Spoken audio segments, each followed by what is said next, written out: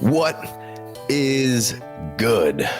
We're back, and this time we're going to talk a little rookies. Caught you with a little veterans on the last one. We're going to do kind of what's this pick worth, what you would trade these rookie versus veteran, however you want to frame it. But now that the draft has come and went, we have kind of a better idea of all of how we feel about these guys, and it'll take all summer long to really digest and process, and we'll be moving guys around. But we wanted to kind of give you a view of if we would rather take the pick or we'd rather trade for this or that. So, Austin, how you doing, man? What's going on, man? Yeah, this is going to be fun. Casey, it's the classic conversation of who is better, the rookie or the veteran. Of course, it's the rookie. Rookies are always better, right? You know how it is, man. They always hit. They're always the right choice. So this would be fun, man. I'm looking forward to it.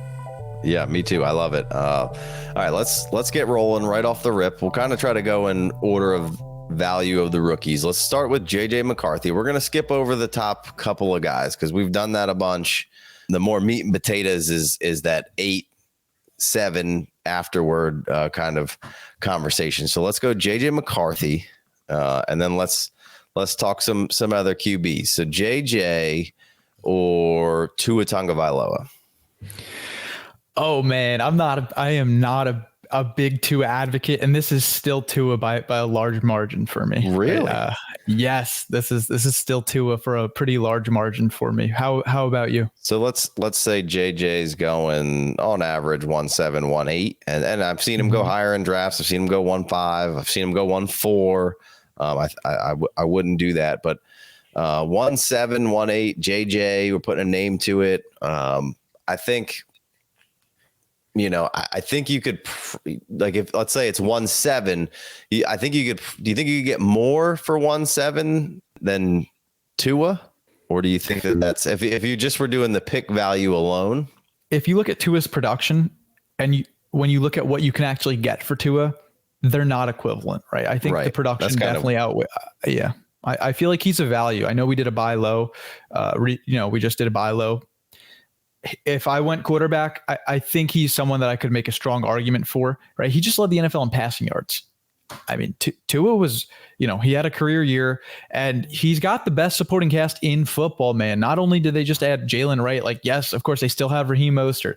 They still have Devon Achane. They have the best receiving core in, like, the history of the NFL, like Jalen Waddle, Tyreek Hill. And they just added our boy, Casey. We love Malik Washington. Shout out to Virginia. Love Malik Washington. I think Miami has done a phenomenal job to build around Tua. And, he's going to get the bag, man. Like, whether you agree with it or not, Tua is literally going to get $45 million a year or more very soon. He's going to sign a fat extension with Miami. I think there's over a 90% chance it happens. I really feel super confident. And I feel like Tua is truly in the perfect situation, man. And I'll tell you what, it worries me if Tua wasn't in this situation.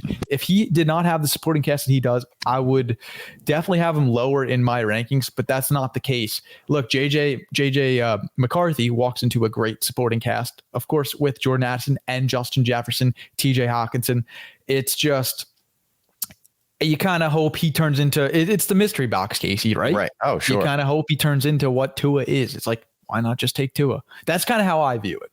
Yeah. No, I think if I were on the clock with 1.7 or 1.8 and I wanted a quarterback, and I felt like I think I might be able to get potentially to the right person. I could probably get Tua plus something else for the JJ McCarthy pick there. So, you might be able to go down there and grab another skill. That's the classic trade down.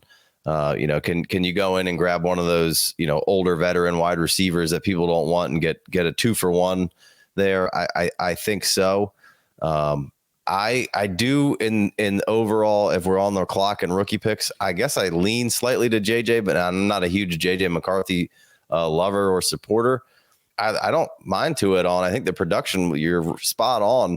I think, but I think the public value on Tua is a little low, which is the part that worries me a little bit of making that move. So I think in general, I think I stick with JJ, but I think the right move for winning is probably Tua.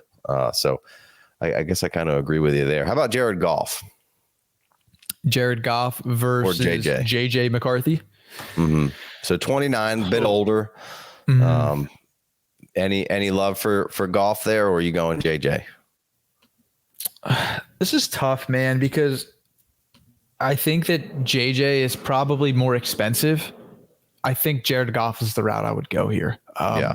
I think that Jared Goff, of course, is going to outproduce him for redraft, but we're talking dynasty, right? Which definitely does make this closer.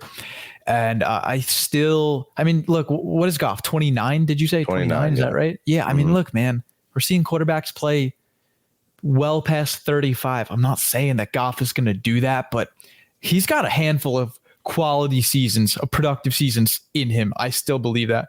I would go Jared Goff here, man. I think I would sell the pick JJ McCarthy, whatever 1.7, whatever that may be, for Goff plus change. That's kind of how I view it. I think you could do very much similar to what I was just talking about with Tua. Go down.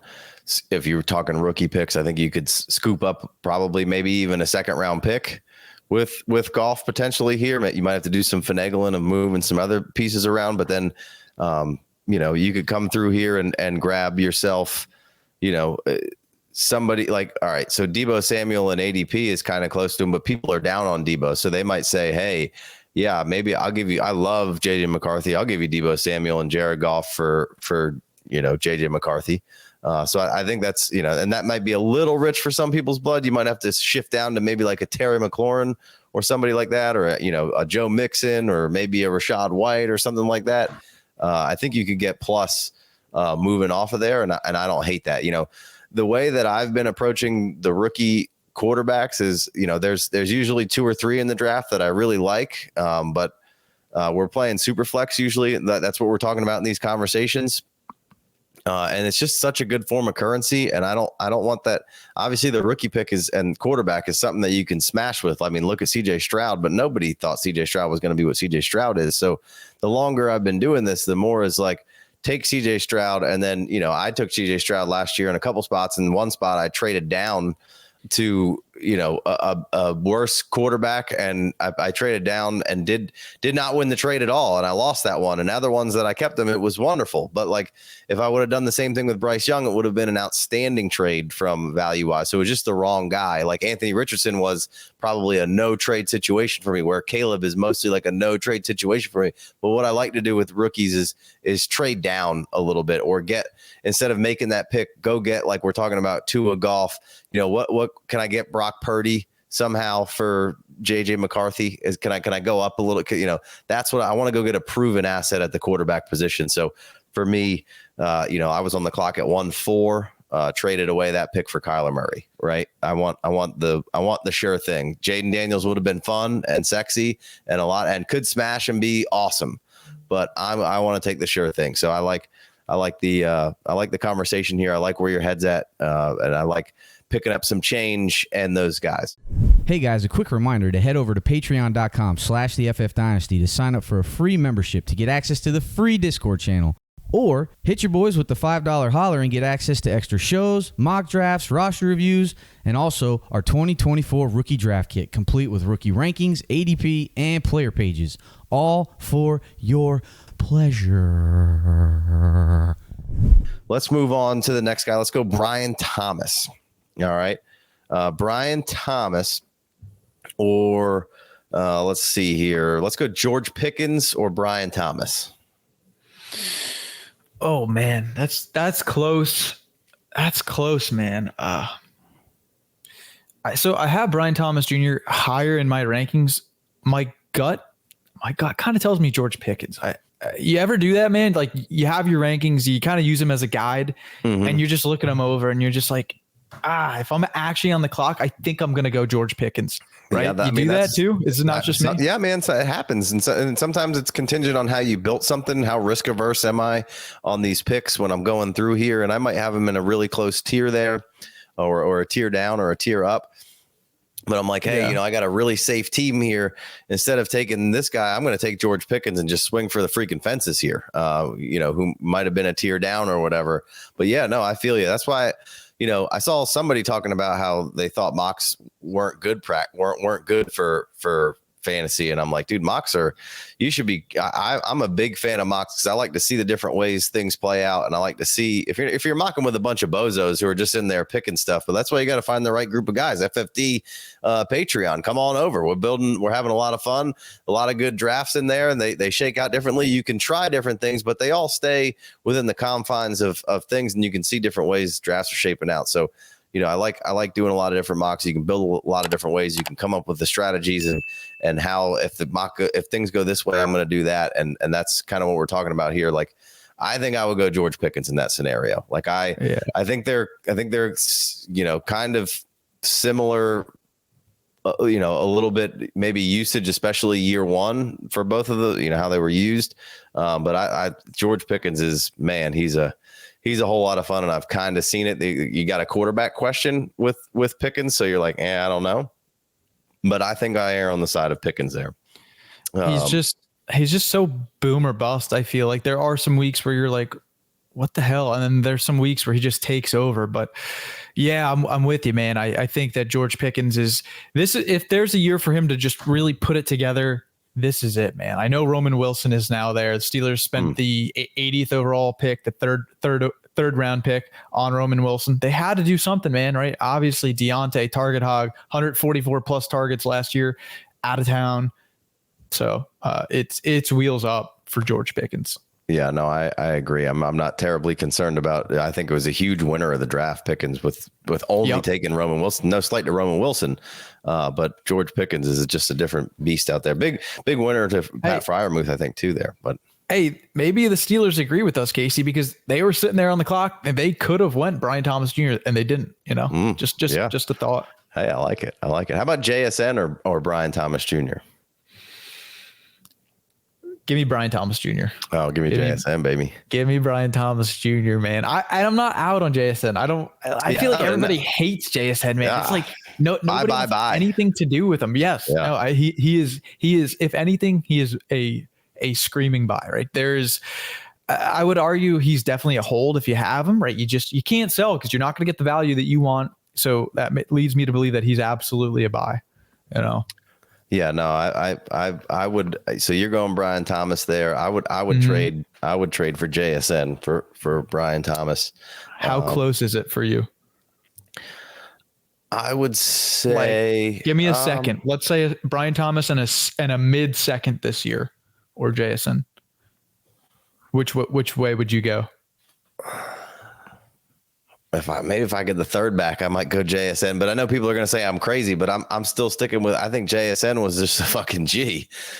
Just had a rough start to his rookie season. And then, I think this offense, once he got outside a little more in this offense, they got a different coordinator. I think it's going to be really good for him. I think Geno can facilitate well enough. I think Brian Thomas, I don't know. Brian Thomas seems like I like Brian Thomas, and I have him in that group of like the next three wide receivers, but like he just seems really boom or bust to me, where JSN just seems like a really complete receiver right out of college and just, had an unfortunate rookie season. And I think you're just going to continue to see him explode. And I just want to buy now. So like the Brian Thomas in a second it's tough for me to really pass that up. That's really, really strong value there. But if I could get the third back, I'd probably go JSN. I'll play devil's advocate here. I know I went Brian Thomas Jr., but JSN was just in such a horrible situation last year. Like, I think Geno stinks. I think he's a bad quarterback. I don't think Geno is a good quarterback in the NFL. I don't think he has Sam Howell, baby. I don't think he has a very long future. Maybe Sam Howell. I don't know. But the point I'm getting at, JSN, 60 plus receptions, 600 plus yards. He was able to produce, right? Like, he didn't pop off necessarily, but he did produce with DK Metcalf in front of him, Tyler Lockett in front of him, and very, in my opinion, far from ideal quarterback play. So I'm just saying, like, when you think about the situation he was in and the fact that he was still able to produce, right? Like, good on JSN. Yeah, I like the new Washington system coming in place here. I think you're going to see a different attack from the Brian Grubb-led offense, and I think you're going to see a big season from JSN and a big difference of, damn, that guy was, we should have been buying. So I'm going JSN there. All right, let's keep it moving here. Let's go with a fan favorite. I feel like some big fantasy has gotten on the running backs in this draft now all of a sudden, and I feel like we've seen a little bit of shift, and those guys who have been screaming by wide receivers are now alluding that there is value in the running backs. That's weird. We've been saying that for a while. You got to be careful on which ones you're buying, but it has popped up some value. But it seems like Jonathan Brooks has really gained some steam here over the last week or so. I see him everywhere. Everyone's talking about him. FFPC draft, Superflex tight end premium, seen him going, and kind of what you were talking about last, before the draft when we spoke, going 111, going first round. So how about let's talk a little Jonathan Brooks or Achane? Let's go Achane. What do you think? You're going Devon Achane? No, I'm saying which one? I don't have an answer yet. So I have Devon Achane ranked ahead of Jonathan Brooks. Jonathan Brooks is my dynasty RB1 in this 2024 rookie class. Achane is just, we saw enough, man. 800 plus rushing yards last year, 50 plus point game. Like we saw enough evidence. We know that the speed is real. We know that the production can be real. Of course, the biggest issue with Devon Achane was the health. And if we can keep him upright, I believe that he's the correct choice here. But I really, really do like Jonathan Brooks a lot. Like Brooks had 1,425 total yards this year, missed 4 games, right? 114 rushing yards per game. He was a beast, man. And the thing about Brooks is like, he was kind of a tough evaluation. And I say that because of the small workload, right? Like you had Roshan Johnson in front of him at Texas. You had Bijan Robinson in front of him at Texas. The 1 year he gets, man, we only see 10 games from him. And he popped. Like he absolutely popped. He popped so much that, the Carolina Panthers thought he was the best running back in the class. And I agree with them, right? They saw enough in 10 games that they were like, second round pick, 46 overall. You're the RB1 in this class. You're our guy. We're going to build around Bryce. So just, I think it's a good question, Casey. I think it's close, but I feel like you have to take Devon Achane here. Yeah. Does right scare you off at all? Or is it, just, if Wright can get a role, I guess it's hard for me not to say Achane here because of the league winning upside, but I think if I sent you the offer, I think you would, if I sent you Devon Achane and you had Jonathan Brooks, I think you would accept it. I do.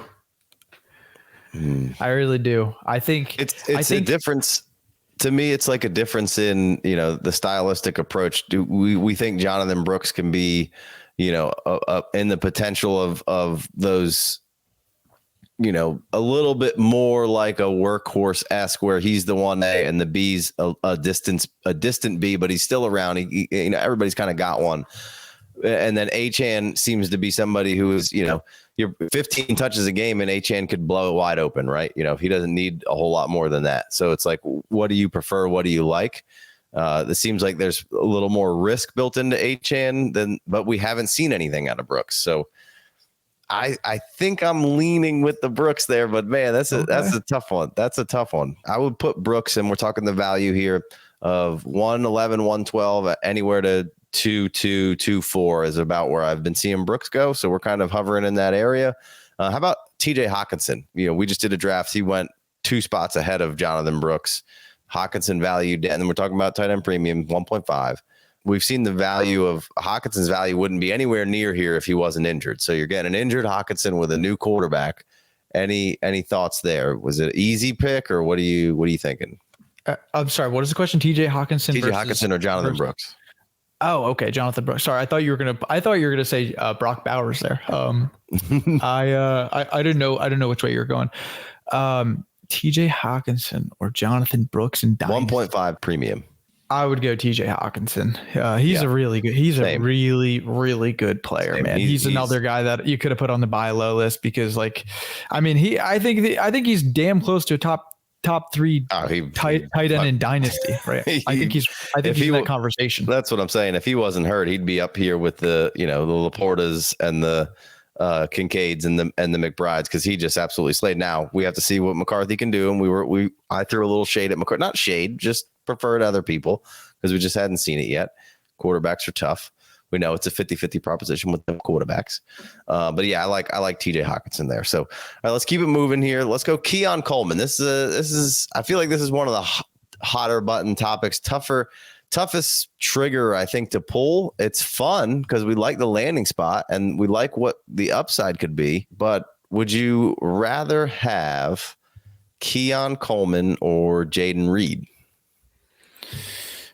Jaden Reed. Yeah. Right. Oh man, now I'm second guessing myself. I feel like it has to be Jaden Reed, but like the landing spot, man, the landing spot just gets my attention every time with Keon Coleman. And I know not to fall for it. I know it, man, because deep down he's here's what I'll say.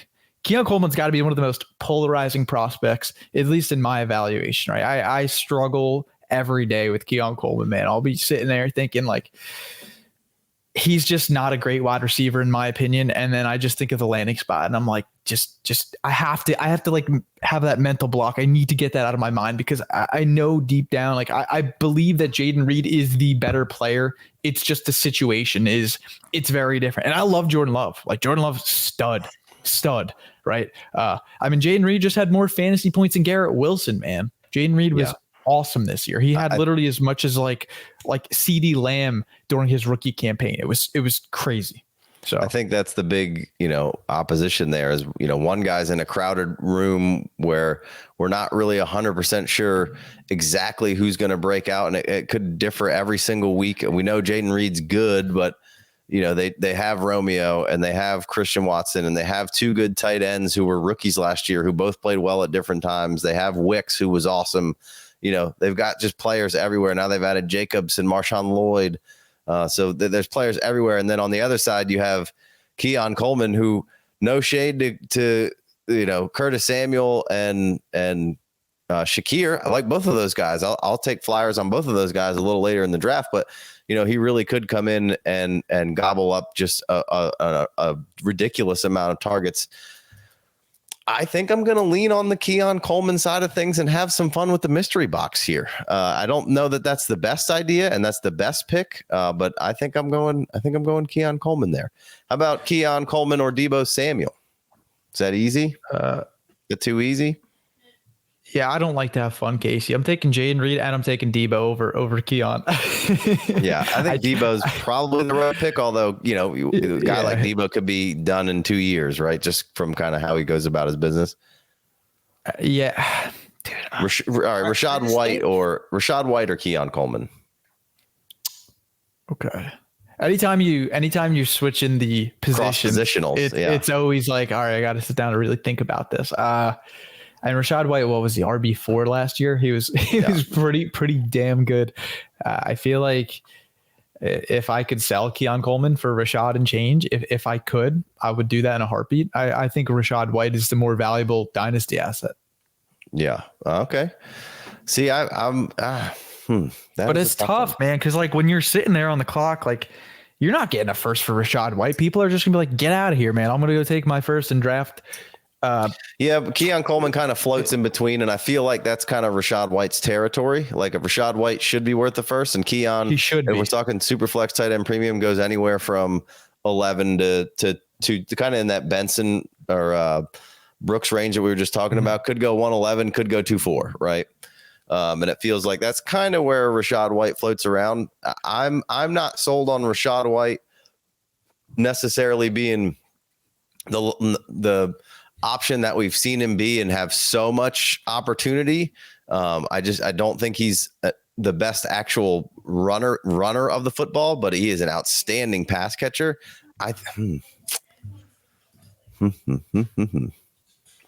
It's tough because we all need running backs, and Rashad White has been good, and maybe I'm just not on Rashad White heavy enough, and I like drafting him last year and selling him. If I could get Keon Coleman plus a little bit for selling Rashad White, I would. Dude, Keon risky though. I don't know, man. I think you probably need to stick with Rashad White there, but I'm going mystery box again with Keon Coleman. I love the landing spot. He's fun. He's tantalizing. I'm gonna go with him. Here's what gets me about Keon Coleman. Like this is what keeps me up at night, right? Buffalo was first in the NFL in vacated wide receiver targets, 283. Of course, you have Gabe Davis, the big one. Obviously, the biggest of all being Stephon Diggs out of town. It's just when you look at his profile, like 6'3", 213 pounds, the 33rd overall pick. He was the first pick in the second round by Buffalo. He had 11 touchdowns this past season. And the final thing that I want to mention on Keon is Josh Allen literally said, he texted him and said, "You're the guy that I want.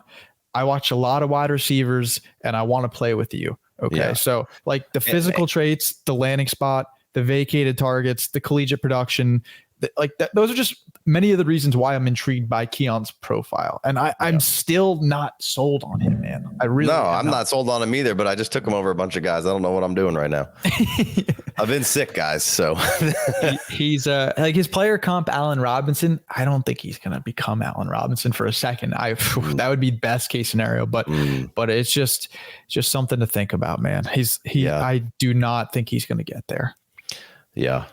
All right, let's end with this one because I've had in the last two startup mocks we've done. I've had a tough time with Ricky Pearsall and where to take him and whether you take him over.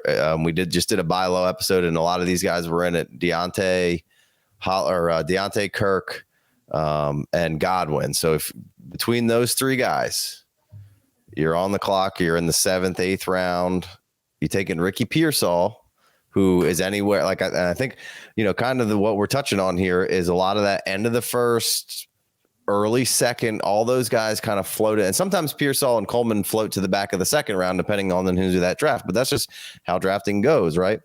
Sometimes Pearsall's 112, sometimes Pearsall's 27, right?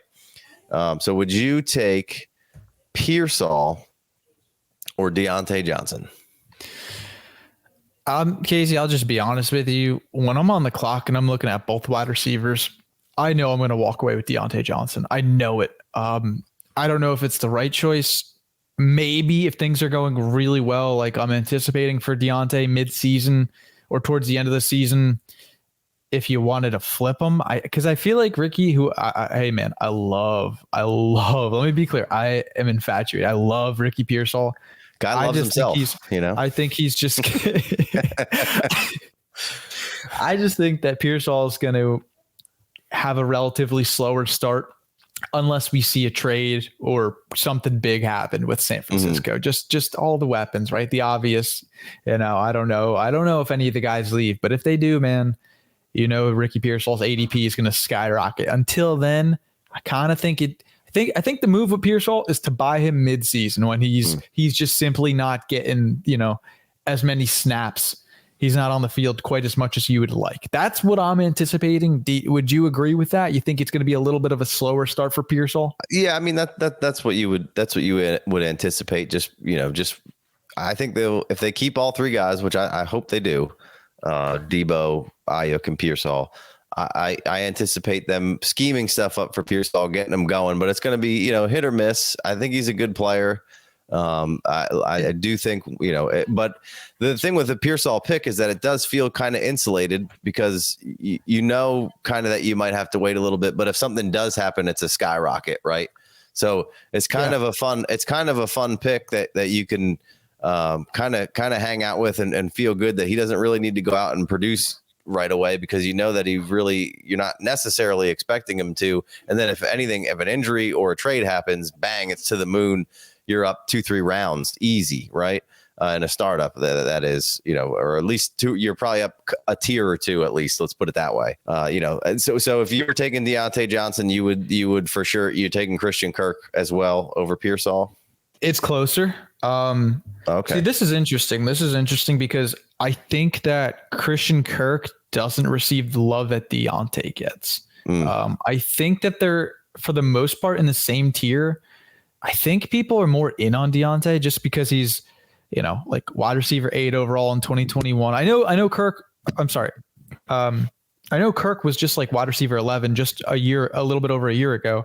I think that people feel Deontay has had and he's had more success. I think consensus just knows that.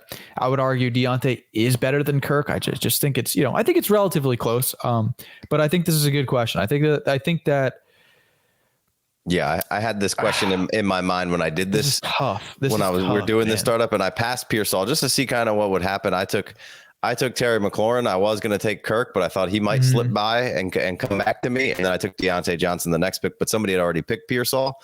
So I felt like that was a good question, good floated area. How about this one? Last question. All right. Will Levis or Pearsall?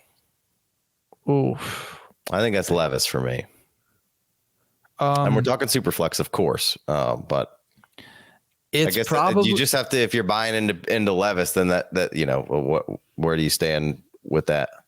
Yeah, it's probably Will Levis. I think that's the right choice.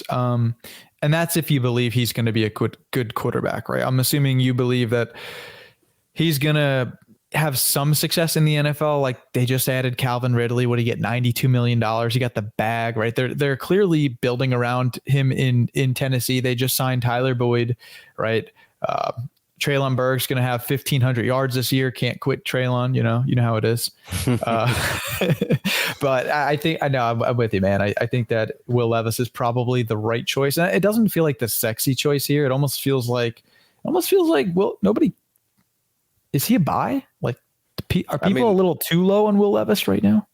Right? Maybe so. It kind of makes sense for him to succeed. If I'm in the draft and I can swap if I can swap my Pearsall pick for Levis, I would love to do so. I don't know if that's possible, but that if anywhere that middle early 2 to mid 2 for Levis would be a whole lot of fun, man. And I don't know that anybody's really going to do that, but I'm not totally comfortable going late 1 for Levis, but it could really, really pay dividends. Yeah. I love Peter Skoronski. I think that was a pick that the Titans nailed. I think he's going to be a cornerstone. I just think he's a perfect building block for that franchise. And, I'm sure Will Levis loves him too. Then they just went with another horse in there this year as well. Right.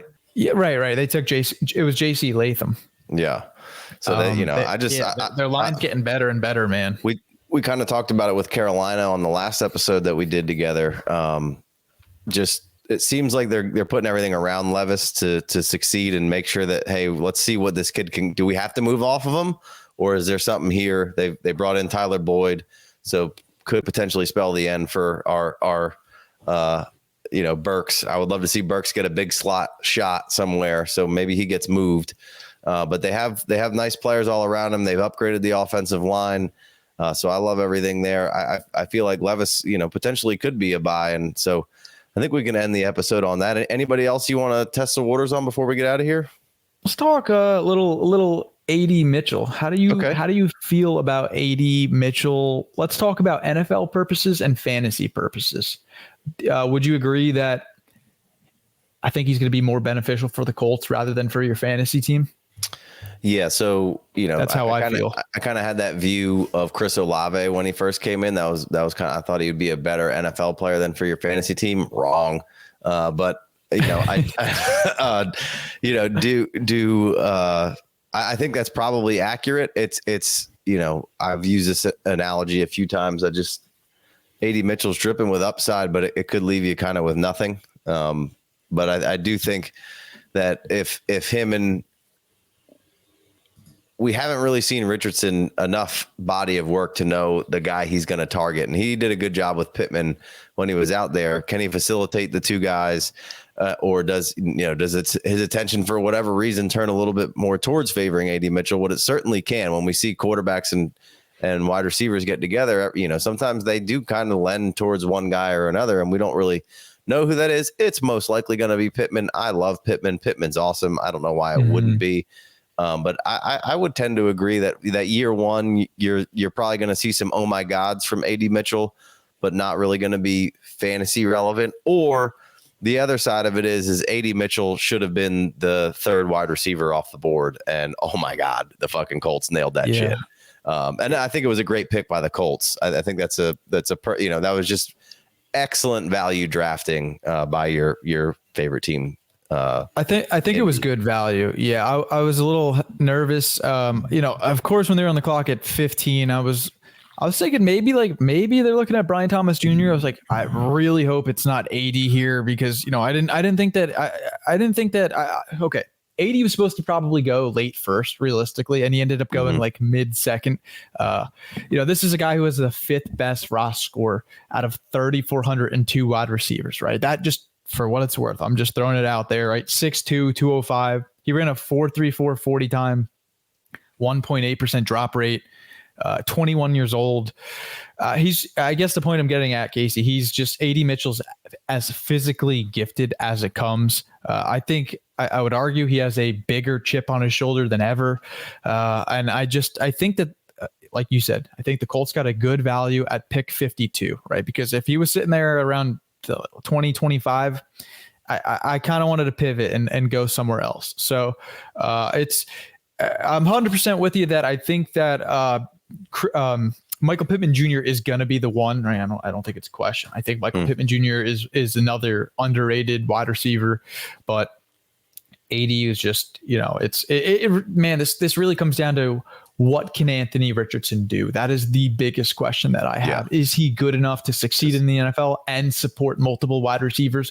Right. We'll see this year, man. I'm just, if it's not Michael Pittman Jr., I'm kind of hesitant to draft any other Colts wide receivers. And I like Josh Downs. I like some of the other options they have. It's just, it's Michael Pittman, or I'm probably going to pivot to another wide receiver. That's just me personally, I will say early on, it does look like AD Mitchell's ADP is pretty solid for like good value. And maybe he's just a little too low in where he pops up on ADP, and sometimes that can be a contributing factor. But all right, last question: AD Mitchell or Hollywood Brown? So like mid 2.5 Hollywood Brown.